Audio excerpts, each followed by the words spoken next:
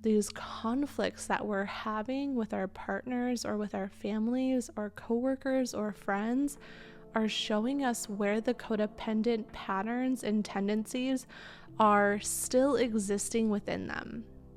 Welcome to Codependency Alchemy, the podcast, where we explore the power of healing the mother wound by bringing our awareness to codependency in our relationships.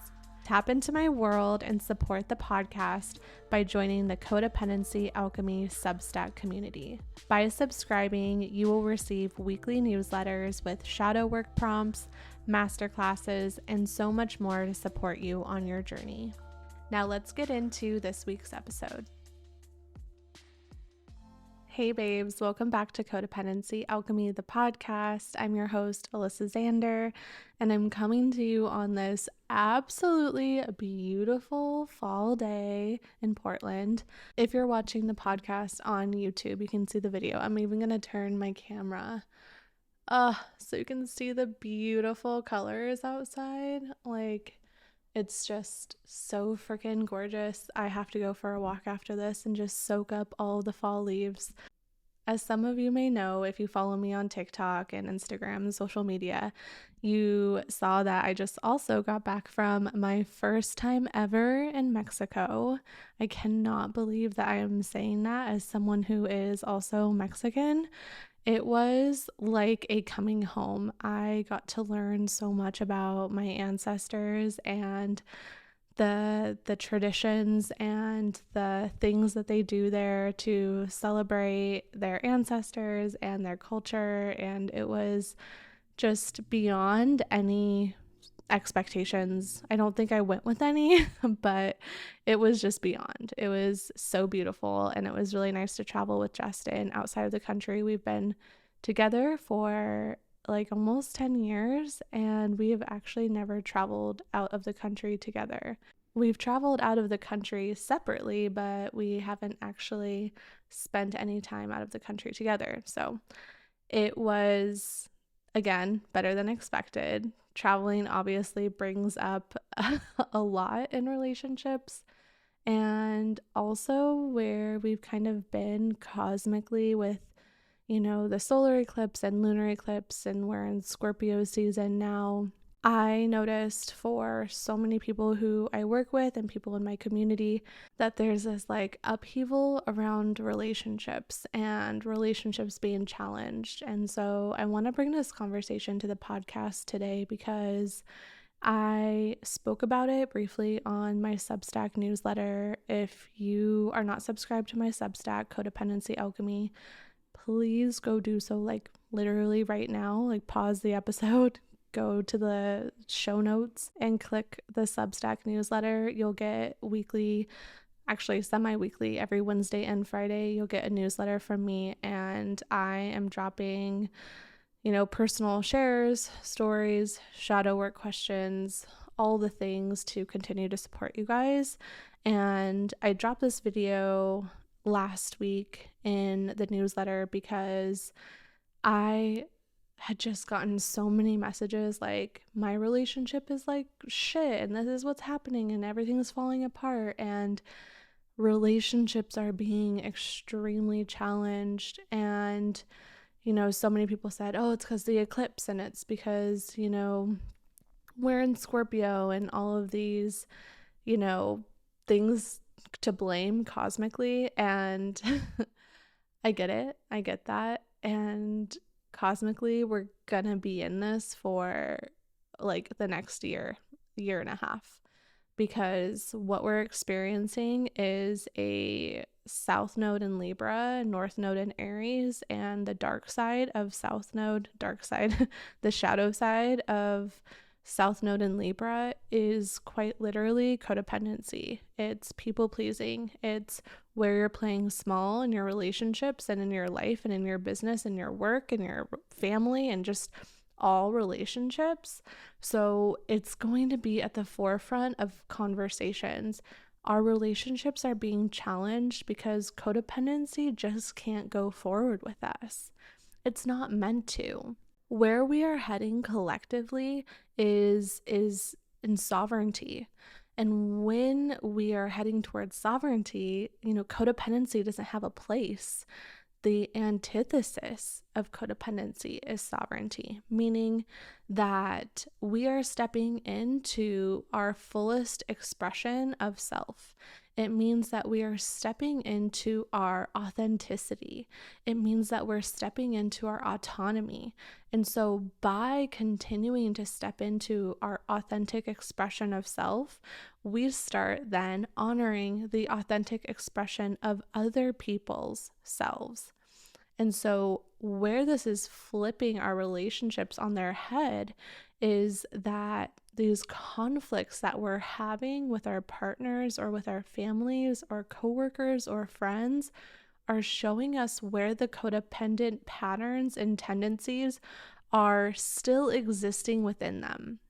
And I know it can be disheartening when you start seeing the patterns or the tendencies show up in your closest relationships, because it's like, fuck, I've been doing so much work. Like I've been navigating this. I've been doing the shadow work and the inner child work, and like, why is it still crunchy?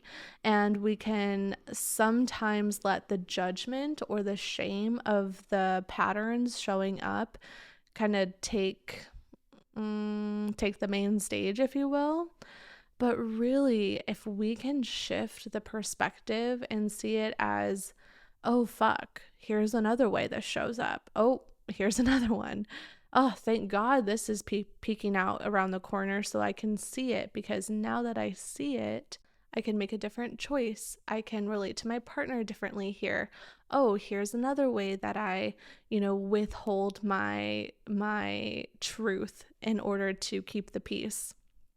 I saw that a lot actually when we were packing up from Mexico. I had felt like, wow, even though Justin and I kind of did some of our dysfunctional patterns on the trip, we were really, really good at communicating them and calling ourselves out when they came up.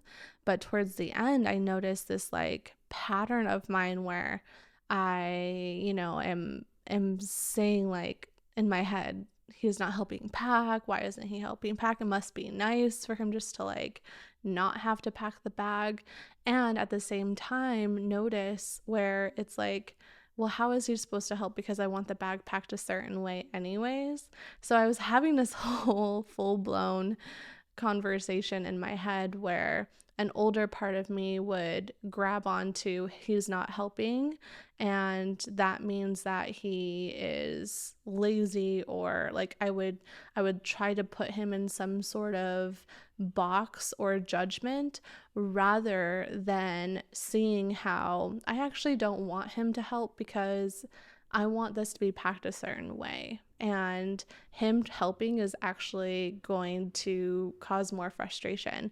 And so, can I check myself for wanting to put judgments on someone who I love, rather than just taking responsibility for the fact that I want this to be done a particular way, and so I'm going to do it without judging him or without judging myself or feeling like a victim of the circumstance. So that's like an example of in my life where I'm noticing these patterns of wanting to judge somebody else for what they're doing or not doing, and withholding my truth from them. I still communicated to Justin, these were some things that were kind of popping up in my head. And I wanted to say to him, like, I really appreciate when you ask if there's anything that you can do to help, which he did like multiple times. And so I wanted to let him know that I value that in our relationship, that even though I didn't want him to help, his offering of help really made a huge difference in how I felt, and that I truly appreciated that. And I think that that is something that we get to bring to our relationships while we're experiencing more conflict, especially in this next year. Can we point out to our partners the things that we appreciate, the things that we value, the things that mean a lot to us? Because historically, we've gotten really, really good at nitpicking and pointing out the things that we don't like in our partners or in our relationships. So, some of you guys may not know this about me, but I used to be a Montessori teacher. I have my master's degree in education, early childhood education, with a concentration in Montessori studies. So, a lot of what I've done in my life before, this podcasting, coaching, and being a healing space for women, healing the mother wound, was that I tended and had the privilege to guide children, small children, between the ages of 0 and 6.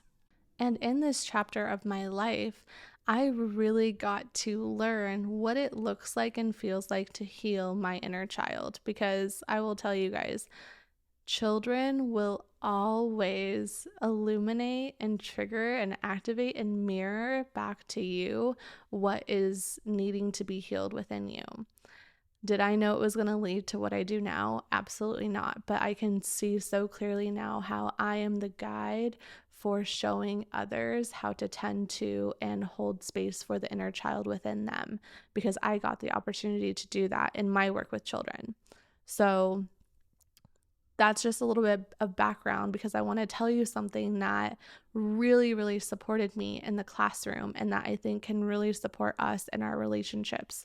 I want to give you guys something to walk away from where you can use this in your relationship to bring more intimacy, more connection, more love, and a deeper understanding and reverence for the people that you're in relationship with. So something that ended up happening when I was a lead guide in a Montessori classroom was I would get the quote unquote, not my words, challenging children, because people would say, well, you have the most patience, like they do really well with you, like you know how to talk to them. And so I just kind of had a classroom of, like I said, quote unquote, challenging children. I would call them strong-willed children, children who have a lot to say, children who are autonomous, children who are confident and communicative about their needs. And I truly believe why I was able to really hold space for those types of children in my classroom is because I really, really held myself accountable for how I was seeing them. If I saw them as challenging, if I saw them as disrespectful, if I saw them as, aggressive or mean or harmful or hurtful, they will continue to live up to that expectation or that vision that I have of them, this perception that I have of them. So whenever a teacher or another adult was struggling with a child in my classroom, I would invite them to write 10 things that they love and appreciate about that child. And usually you can get to like 1 to 3 or 4. You can get a few down pretty easily. But then once 5 to 10 come along, it gets a little bit trickier. And that's the fucking point, because it's showing us how our limited perception of this child is shaping the way that we treat them. So the same thing can apply to the people who we're in relationships with. If you're in a relationship and you've noticed that you are not feeling as connected or intimate or loving towards that person, I would implore you to do this exercise. Honestly, even if you don't have that many conflicts right now, like just everyone should do this in general, because it's so helpful for us to check ourselves and see where our perceptions lie with the people who we love or the people who we're closest with. And it pushes the boundaries of what we deem or see as a less desirable trait, and it turns it on its head to see it as like, oh, actually that really shows their dedication or their autonomy or their will, and that's actually admirable. So like when children say no, it's like, oh, they're defiant, and it's like, well, are they defiant or do they know what they want? Are they defiant or are they speaking their truth? Are they defiant or are they confident in communicating what they want or need in that moment? So this changed how I showed up in the classroom with children. And this has changed so many women who I've worked with, their perception and their experience of their partners. Because the way that we experience our reality is truly ours. It's our responsibility. It's through our own perception and experience of someone or something. So if you are noticing a disharmony or conflict or this discomfort in a relationship or a place or a situation, I implore you to write down 10 things you love about that thing.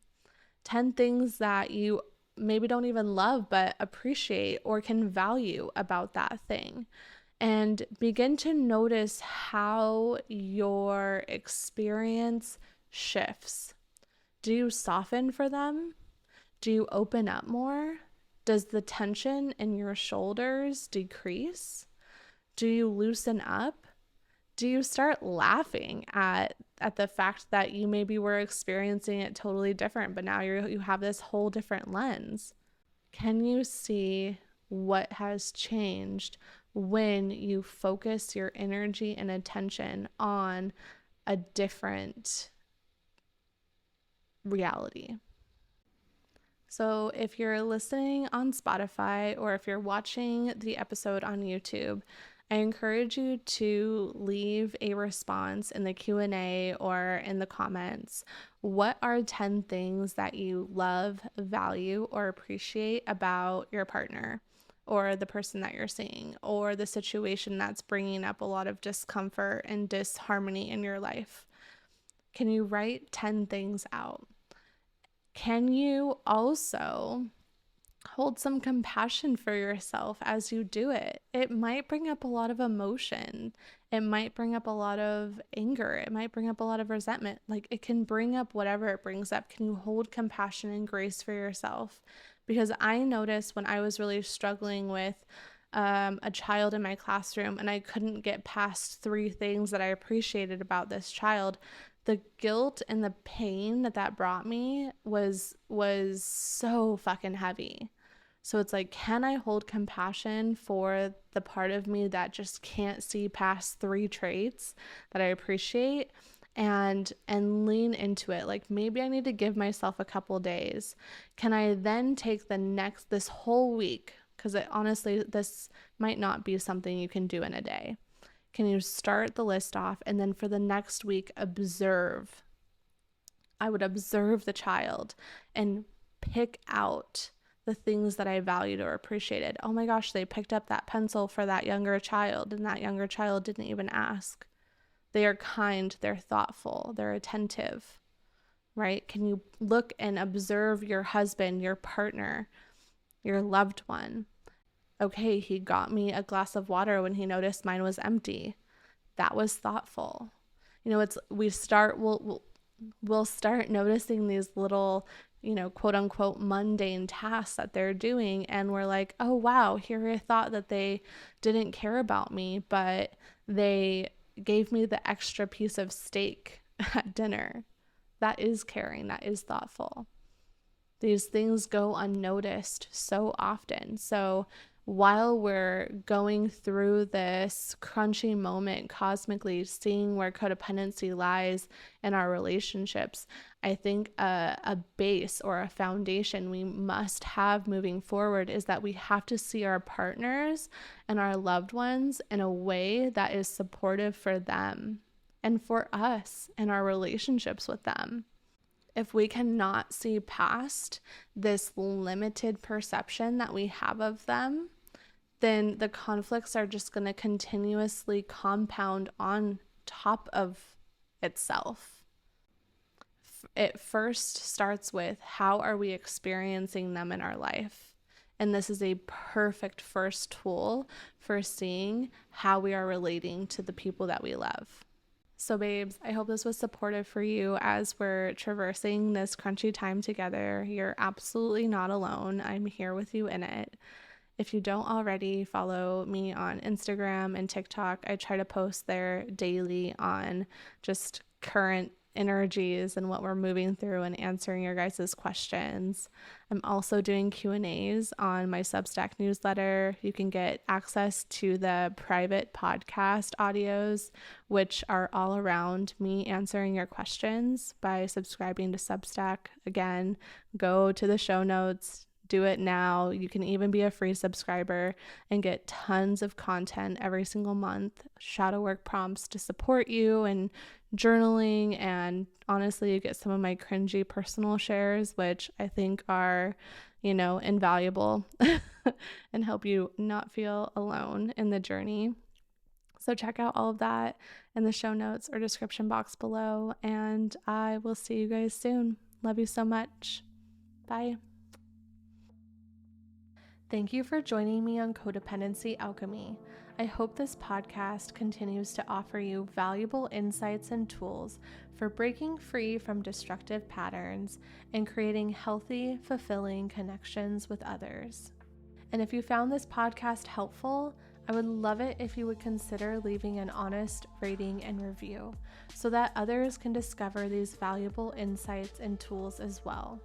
Find out how codependency might be impacting your life by taking the self-assessment, which you can find in the show notes below. Thanks again for tuning in, and remember, you are worthy of healthy, fulfilling relationships, and you have the power to transform your codependency into sovereignty.